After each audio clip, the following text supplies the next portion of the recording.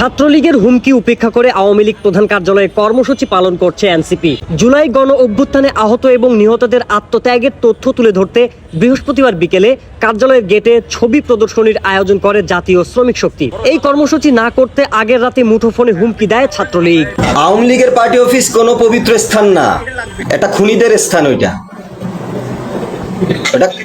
ওইটা খুনিদের, ওইটা মানুষ 5 আগস্টের পরে তো এটার প্রমাণ দিছে।